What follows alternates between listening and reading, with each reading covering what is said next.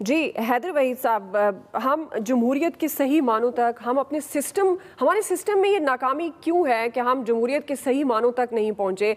आप समझते हैं कि जमहूरी निज़ाम के सम्राट, अगर हम पाकिस्तान की बात करें क्योंकि आज उसका दिन मनाया जा रहा है जमहूरियत का, तो जमहूरी निज़ाम के सम्राट अवाम तक पहुँच रहे हैं? नहीं, ऐसा नहीं है, क्योंकि वोट जो है उसको रोंदा जाता है, और जब वोट को रोंदा जाता है तो हकीकी मायनों में जो है वो आवाम की नहीं सुनी जाती।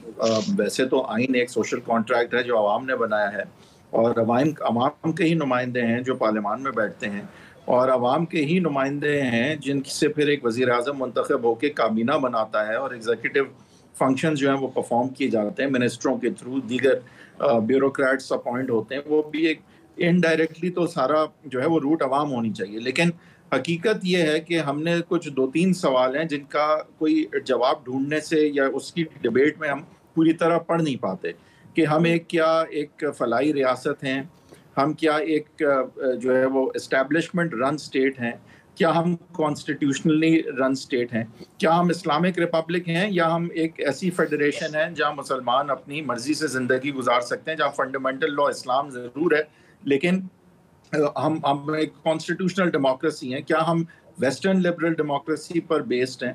अभी बात एक इंटरेस्टिंग की गई कि क्या एक ज़हीन इंसान का वोट वही होना चाहिए जो कि एक ऐसे इंसान का जिसको अपॉर्चुनिटीज नहीं मिली, जिस तरह चाइना का मॉडल है कि जो बेहतर है कंपनी की तरह वो सीईओ बन जाता है, कम्युनिस्ट पार्टी का हेड बन जाता है।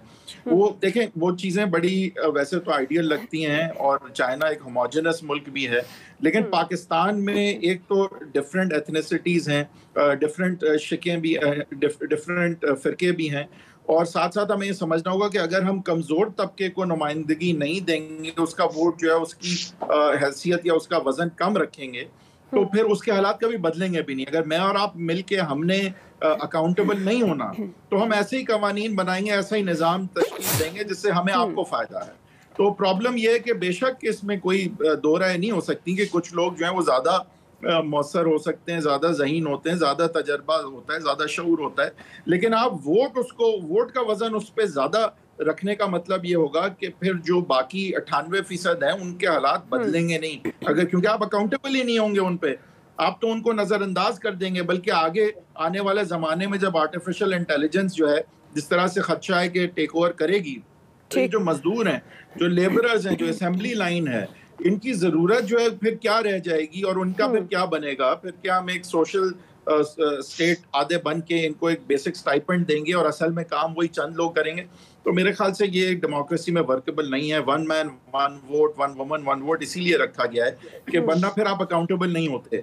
और बात तो वैसे तो अपील करती है कि जाहिर है कि जिस बंदे ने 3 डिग्रियां की हैं उसका वोट वही कैसे हो सकता है जिसने 2 जमातें नहीं पढ़ी। लेकिन मसला ये है कि फिर 2 जमातों वाला जो है वो कभी भी 2 जमातों से आगे नहीं बढ़ पाएगा अगर हम उसको इक्वल इज्जत नहीं देंगे एक जमहूरियत में। बिल्कुल ट्रू।